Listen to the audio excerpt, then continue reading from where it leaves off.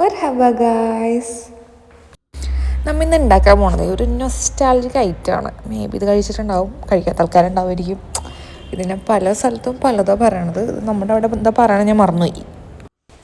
ആകെ മൂന്ന് സാധനങ്ങൾ മതി. ഗീ വേണം, നല്ല പഴുത്ത ഏത്തപ്പഴം വേണം, പിന്നെ ഒരു മുട്ട വേണം. ഏത്തപ്പഴം നന്നായിട്ട് കുനാന്ന് കട്ട് ചെയ്തെടുക്കണം.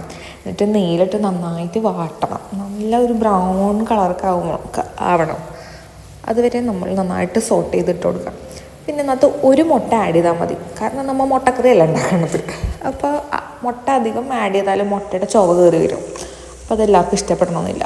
അപ്പോൾ ഒരു മുട്ട ആഡ് ചെയ്താൽ മതി. നമുക്കുണ്ടല്ലോ ഈ ഒരു പരുവത്തിലാണ് കിട്ടേണ്ടത്. നമ്മുടെ പഴം ഇങ്ങനെ പഴണ്ട് നല്ല ഉടഞ്ഞ് വരുമ്പോഴത്തേക്ക് മുട്ട ആഡ് ചെയ്ത് കൊടുക്കുക. പിന്നെ ഒന്നുമില്ല, മിക്സ് നന്നായിട്ട് അങ്ങോട്ട് മിക്സ് ചെയ്ത് അങ്ങോട്ട് കൊടുക്കുക. നമ്മുടെ സാധനം റെഡി. ഇതെനിക്ക് കൂടുതൽ ഉണ്ടാക്കി തന്നേക്കണ ആരാന്നറിയോ? എൻ്റെ ഗ്രാൻഡ് പാരൻസ് തന്നെ. അത് വീട്ടിലിങ്ങനെ ഏത്തപ്പഴമൊക്കെ ഉണ്ടാകുമ്പോൾ എന്തായാലും പഴുത്ത് പോവും. പഴുത്ത് സാധാരണ എടുത്ത് കളയും. അപ്പോൾ ഇവരുണ്ടെങ്കിൽ ഇതുപോലെ ഉണ്ടാക്കി തരും.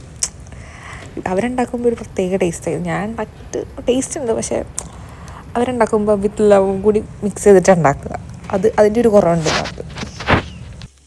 ഗ്രാൻഡ് പാരൻസ് മാത്രമല്ല കേട്ടോ, എൻ്റെ മദർ ഉണ്ടാക്കി തരും. പിന്നെ ഇത് കേട്ടിട്ട് ആളെന്നെ കൊല്ലും ചിലപ്പോൾ ഉണ്ടാക്കി തന്നിട്ടില്ലെന്ന് ചോദിച്ചിട്ട്. ആളുണ്ടാക്കി തരും കേട്ടോ, നല്ല ടേസ്റ്റാണ്, ഒന്നും പറയുന്നില്ല. നിങ്ങൾക്ക് ഇത് ബ്രേക്ക്ഫാസ്റ്റ് ആയിട്ട് കഴിക്കാം, സ്നാക്സ് ആയിട്ട് കഴിക്കാം, എപ്പോൾ വേണമെങ്കിലും തിന്നാം. അത് നിങ്ങളുടെ ഇൻട്രസ്റ്റ് പോലെ ഉണ്ടാക്കി തിന്നാം, അത്ര തന്നെ. ആരും ഉണ്ടാക്കി തരാനില്ലെങ്കിൽ സ്വന്തമായിട്ട് ഉണ്ടാക്കി തിന്നാം. അപ്പോൾ ശരി എന്നാൽ, ടാറ്റാ ബൈ.